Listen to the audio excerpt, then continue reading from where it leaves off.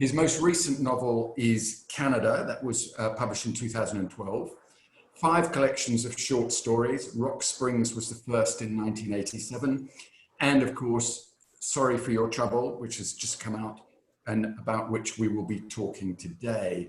Independence Day, the second in the Frank Bascom novels, was the first novel to win both the PEN Faulkner and the Pulitzer Prizes. Richard, thank you for your time today, and thank you for the new collection, Sorry for Your Trouble, which is a wonderful collection. Thank you. In your little book, your essay that you wrote about Raymond Carver, you talked about fiction as a sorting through consequences, the past impending on the present and setting into sometimes astonishing motion the future. In a sense, that's what you're doing with the stories, aren't you? Well, it's probably what I'm doing all the time. You know, I sort of inherited the notion of what fiction can do, not what it need do, but what it can do from my betters, from the people who I read and who were around me when I was growing up. And that was what Eudora Welty and William Faulkner were writing about, and to some extent Flannery O'Connor and a lot of Southerners where I was from, the South, how the past impinds upon the present and in some ways forecasts the future, or at least causes the future. So that's just, I guess that's just the paradigm I intuitively chose. There could be other paradigms for what fiction does in its arc, but that's the one that I guess I just felt most comfortable with. Other writers would do it differently. But as a consequence, there's nothing certain about your fiction, is there? There's full of ambivalences and uncertainties. As in one of the stories, I think it's I forget which one is it? It's when in Displaced, Henry Harding says towards the end, wouldn't it be better if life was simple, if only life could turn out to be that simple? Yeah. And life is never simple for your characters. Well, thank goodness, because if it were much simpler than it is, we probably wouldn't need these stories or novels or anything. I mean, who knows why one has the worldview one has, but my worldview is basically that, yes, things are this way, but they could have been another way too. And maybe we didn't have much to do with why they went one way or the other, but the way in which we can implicate ourselves in our own lives, and the way in which we can actually achieve some kind of sense of moral integrity, is to, when things go this way or they go that way, we take responsibility for it. And I suppose if my stories, novels too, have any kind of ethical sort of ballast, it is that we take responsibility for the things that happen to us. I mean, not craven responsibility necessarily. Sometimes we only take responsibility by admitting that things happen. But I mean, my sense of what fiction's news is that it tells us what causes what.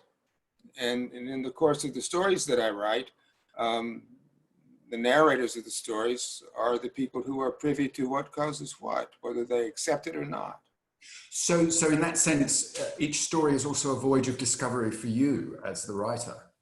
Well, absolutely. But I mean, in every way, yeah, I mean, most of the time, I don't want to say I don't know what's going to happen, but I can almost say I don't know what's going to happen. I mean, I have a bunch of material, which is sort of raw material, things that I would like to make happen on the page. And when I put them together in that kind of Ruskinian way, which composition is the arrangement of unequal things, I then cause one thing to cause something else. And that's always for me sort of new ground. If it's not always new ground for someone else, it's new ground for me. Are you having problems? No, I'm not hearing I'm you. having a few problems. Yes. Can you hear me? I can now, yes. Yeah, we can hear you, Jace. We can hear you. Okay.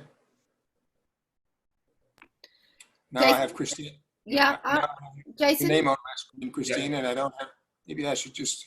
No, you're good. You stay right there, Richard. Jason, are you all right. good?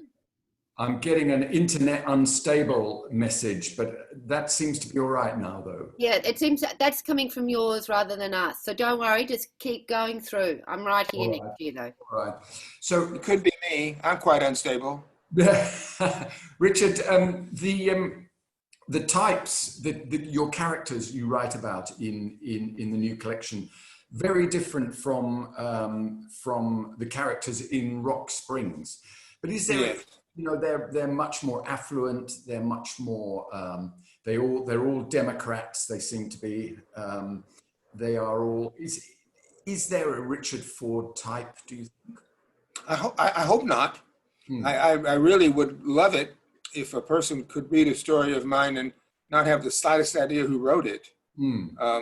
That would make me think that I was actually not just repeating myself, or would make me think I was maybe uncovering new things to write about. I never liked the notion that you can always tell a Raymond Carver story, or you can always tell an Ann Beattie story. I think that, first of all, is not true. And even to the extent that it is true, it's not a virtue. I mean, you get older, you notice different things, you speak over the course of your writing life, mine, 50 years, with different voices. I mean, all of us have within ourselves, you, me, anybody, we have different voices that we try to use to persuade different groups of people.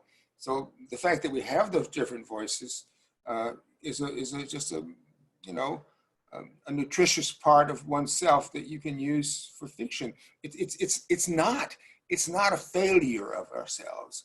My wife, whom I love and have lived happily with for now 56 years, she would sometimes say to me when we were kids, I would say something to her and she would say, "That doesn't sound like you." All husbands have said that to wives, and all wives have said that to husbands. It doesn't sound like you.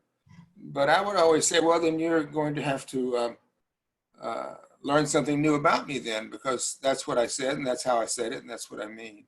So we all do that. So Richard, how do you find the voices? How do you find the different voices? Because there are so many different voices in your stories. Yeah. Oh, what is it out in the world that makes us think that what we're hearing is authentic? And I actually think that we ourselves hear so many voices that are coming in our ears, which represent various degrees of authenticity. I mean, fiction is basically mimetic. I'm imitating something. So I'm probably imitating something that I heard that sounded authentic. It just so happened that when I was 37 years old, I hit upon a voice, which was Frank Bascom's voice, which seemed authentic and which seemed to accommodate all of the things that I could try to do and be trying to do. And so I stuck with that one, but it certainly by no means, as you're suggesting, Jason, not the only voice that I can speak in. I mean, it's a little bit like ventriloquism. We might come back to Frank, I think, later, but we need to talk about the stories. And one of obviously the distinctive thing about the stories and the content is the influence of Ireland. Yes. And I'm sure you've been asked this a million times since publication, but Ireland, why has Ireland informed the stories so much? Well, for completely practical reasons, and not many artistic effects start off as very nuts and bolts kinds of experience. My grandmother was from Ireland. My grandfather was from Ireland on my father's side. I didn't know this until I was in my 40s. Nobody ever talked about it, so I was sort of without any Irish sense at all until I was in my 40s. But then when I was in my 60s, you've Trinity College asked if I would come and teach in Dublin. And because I'd been going over to Dublin back and forth, just flogging books. And I met a couple of people, and a couple of people talked to a couple of other people, and they said, would you like to come over and teach? And so I said, oh boy, would I ever? So I just removed myself and went over and lived in Dublin and taught at Trinity for a while. And in the course of teaching at Trinity, I just learned a lot about Ireland, and I would go to Ireland a lot. And I met writers, and I met not writers, and I met critics, and I met journalists, and I met people who lived in towns. And it was simply the accretion of that rather, easily got experience that made me think that, well, now I know something here. I have this little cache of information. Maybe I ought to try to make something out of it. But I, by no means was I trying to pass myself off as Irish or pass off what I knew as the quiddity of Irish existence. It was simply a convenience for me to create a kind of a backdrop for what I wanted characters to do. I mean, if I'd gone to Lithuania, if I'd gone to Gabon, I would be writing Gabonese stories instead of the Irish stories. But it is interesting. I was in this story, Leaving for Kenosha. The father takes the protagonist, his daughter Ginny, to the dentist. Yes. And when he picks her up, the dentist says, a loss becomes its own elemental presence, which is the essence of Beckett, if you don't mind your dentist being a reader. And in a sense, that also applies to you. I thought the loss becomes an elemental presence in all these stories. The past, absolutely. The loss of husbands and wives and children and experience. Oh, absolutely. That's exactly right. I mean, when I was trying to write an essay, a memoir about my parents, I realized that when I set about to write about my father, I had to cope with the fact that my father was mostly absent from my life because he was working away from home. And I thought, well, how am I gonna fill in what I don't know into this life which I attended and which was important to me?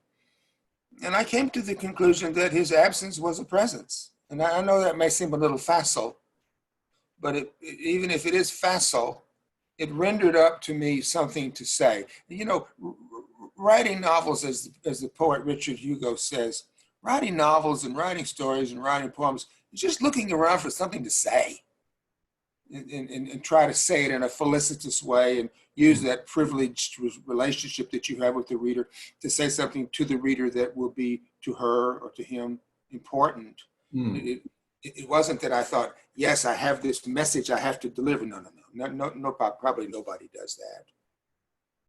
Yeah, because talking about your father in the story Displaced, which starts with, or in the first couple of paragraphs, the boy says, when your father dies and you are only 16, many things changed. Now, your father died when you were 16. Many things changed. I remember you saying once that had he not died, you probably would not have become a writer. No, there's no doubt about that. He would have stepped on my aspirations for sure. But I mean, he would have stepped on them in a completely loving way. He would have stepped on them just because he would have been worried about what was going to happen to me and that I was so feckless, as I certainly was. And he would have got me, he would have got me channeled into doing probably what he did. And because I didn't have much aspiration and certainly wasn't very accomplished at anything at age 16, I would have probably gone along and done what he said. I wasn't that much of a rebellious kid, but because he left life when he did, then there was one fewer of them to look after me and to tell me what to do and to give me guidance. And so I was left a bit on my own. So yeah, I mean, it sounds a little cold-hearted, but it isn't cold-hearted. It's just simply telling the truth. My father left at a time which was pivotal for me, and by his departure, I was left to my own devices. This happens to kids all the time, I think. Yeah. No, I think it does. But I suppose, the effect is obviously the impact, the emotional impact will vary from Absolutely. Kid to kid, I guess. Yeah. So without him, you wouldn't have, without his death, arguably you wouldn't have written. And the first books, you wrote a couple of novels and the first short stories. I was wondering about short stories, about whether they are in a sense more demanding than novel. No, just put that completely out of your mind. There's, as far as I'm concerned, there's nothing more demanding of a novel than a novel is, which isn't to say that it's hard. And if it was hard, I couldn't do it. And, so writing a short story is like twirling a plate on a stick. Once you learn how to do it, it's not that hard. It's only one stick and one plate, So, but writing a novel is like having 25 sticks and 25 plates. So, no, their effects are wonderful effects of stories, and I love them. Obviously, I love them. I've written about them and written a lot of them. But as far as just the avoir du poids, no, there's no comparison. Whenever I read you now, Richard, I'm never going to be able to get that image out of my head of a twirling plate. And possibly when the next Frank Bascombe novel comes along, that image of you with 25 twirling plates. Well, I hope it won't be much. I'm 76, for Christ's sake. It better not be much longer till that book comes out, I'll tell you that. Well, talking about Frank, I gather you're in the midst of another Frank Bascombe novel. Yes, yes. To be called Be Mine, is that correct? Be Mine. Yeah. It's I don't know if you have these little sweeties that are you silly enough in Australia to celebrate Valentine's Day? Oh yeah, it's huge. Well. in America, when we observe Valentine's Day, we give each other little heart-shaped sweeties, little candies, and stamped upon them they say "Be mine," and so that's where that comes from. Do you still give Christina one on Valentine's Day? Oh, I give her one all the time. So is it, I do remember also you saying when you started writing Independence Day that you were sort of surprised by how easy it was to get into Frank Bascombe's voice. You were actually quite shocked by that. Is it still just as easy? Yep, it is. And that's probably the thing that keeps me doing it, because, and by easy, what I mean is that into Frank's interior and into Frank's speech and into his moral universe, I can pretty much put anything that I think is important in his voice, but by which I mean his diction, his vocabulary, his tone, all of those things accommodate really well and easily all of the things that are important to me and that I think could make a good novel. It's kind of a nice vessel in a sense, and that vessel. And when I started writing, Be Mine, which was right after the lockdown started, I wasn't at all sure that I could make that happen again. I don't take anything like that for granted. Just because I did it 4 times doesn't mean I can do it 5. But I have found that I can once again transact or negotiate the world in his voice. Now that doesn't mean it'll be a good book.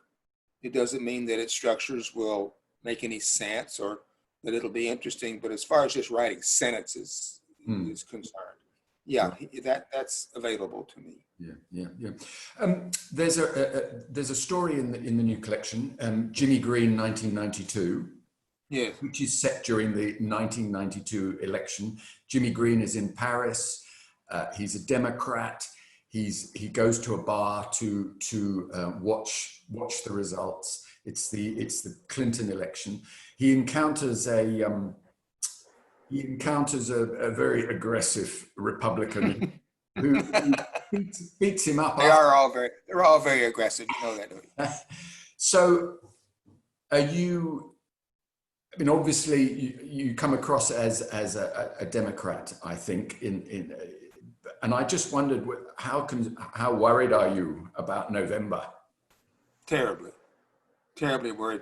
I probably wouldn't be worried if he hadn't gotten elected once. Right. I mean, normally you would think to yourself, well, this cluck can't get elected, but he did get elected. And so if he got elected once, he could get elected again. And he's much more potent now than he ever was, at least in terms of his arrogance, in terms of his sense of omnipotence. So I'm worried. I'm not as worried as maybe some are that he won't leave office, which is the latest sort of scuttlebutt running around America now, that he'll be defeated but refuse to leave. I'm not very worried about that. He doesn't like being humiliated like that. He likes being humiliated, but he doesn't like being humiliated like that. I'm really just mostly worried that that he'll get elected fair and square. Yeah. That's the part of it, that just because we have this loony system of electors over here, where it's not just a popular vote. We have this nutty system from the 18th century called the Electoral College, which which allowed him to be elected without getting the most votes. So that worries me. Nothing else beyond that really worries me, but that could actually happen. Going back to your writing, I mean, you know, that is the political aspect comes in very much in that Jimmy Green story. But you said a moment ago that you're now 76. Edward Said wrote something about artists' late style. You know, the changes in the writer or a composer's work later in life, and I think he referred to Yeats and Beethoven and everything. And I wondered how has your writing, how has your artistic work changed as you have moved into, shall we say, late middle age? Thank you very much. Edward was a friend of mine, by the way. I knew Edward pretty well. Yeah. He was very vain, so you can bet this, that he's a very handsome man, you know. Yeah. Attractive human being. I'm sure when he was saying that, he was sort of laying the groundwork for something about himself. But speaking of vanities, you use up a lot of stuff over the course of your life. A lot of stuff that was available to you, your past, just the stuff that came providentially to you. So that has been exhausted in a sense. But I don't really find that there is a paucity of things to write about. I don't find that fewer things interest me than ever interested me before. In other words, I guess in a blissful way, I don't notice any difference at all. I mean, I still play squash. I still go bird shooting. Yeah, I still ride my bicycle for 30 miles a day. Yeah, I'm not at war with aging, because there's nothing you can do about that.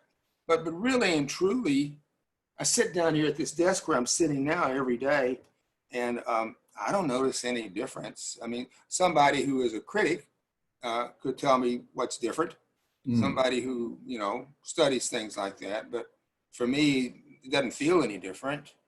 I don't feel any less vigorous. I don't feel any less enthusiastic about writing sentences and rereading sentences and rereading sentences.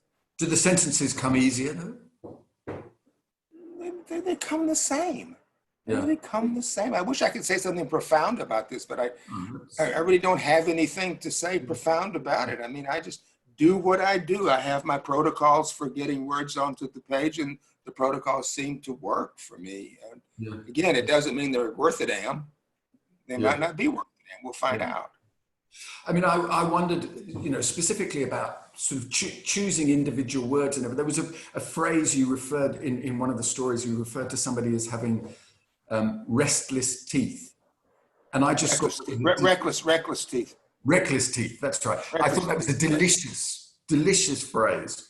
Somebody being described as reckless. I thought, it was just gorgeous. If you lived in New England, you'd see that a lot. Oh, really?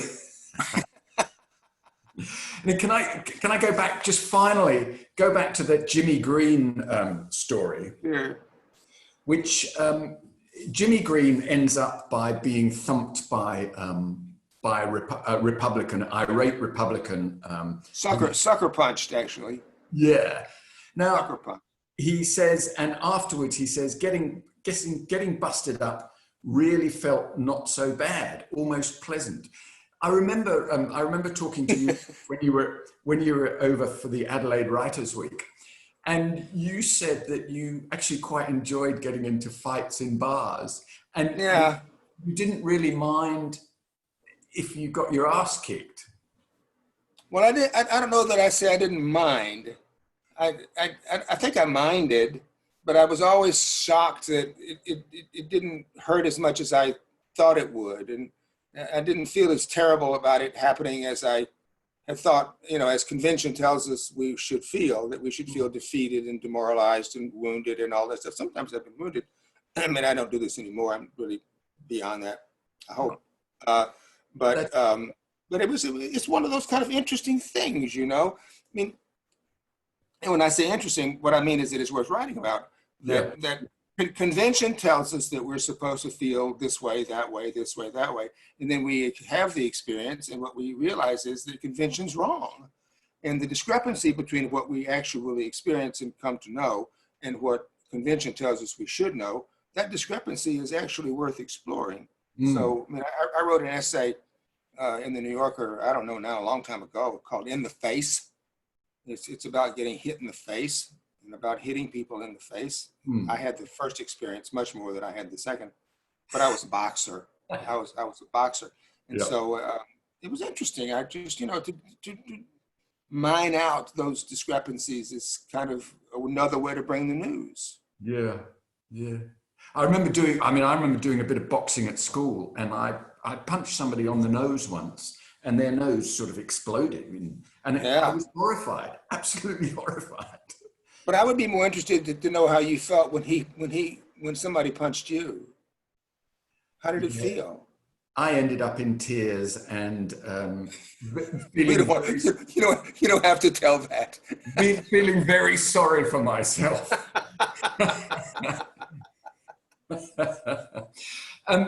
Richard, very quickly, Frank, you're going back to Frank. Frank is a very special character for you. Does he live for you outside the books? No. Only, well, he lives for me in this way, that I write things in my little notebooks that I have hundreds of that I think I can make him think or say. Right. So there is that sort of extra, I don't know what you call it. It isn't extra literary because it's purely literary. There is that sort of extra book sensation which attaches to things that I negotiate out in the world, which I then funnel into my sense of what Frank might say. Yeah. So in a sense, I'm always sort of on the lookout for something or listening for something that I can make him think or make him be or do.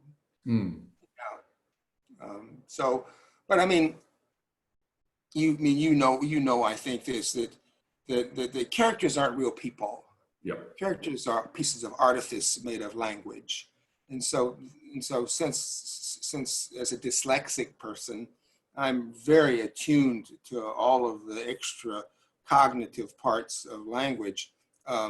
Frank really lives in words for me. He lives in the way words look and the way they sound and the way I hear them. So that's kind of extra literary in a way because it's the way I negotiate the whole world. Right.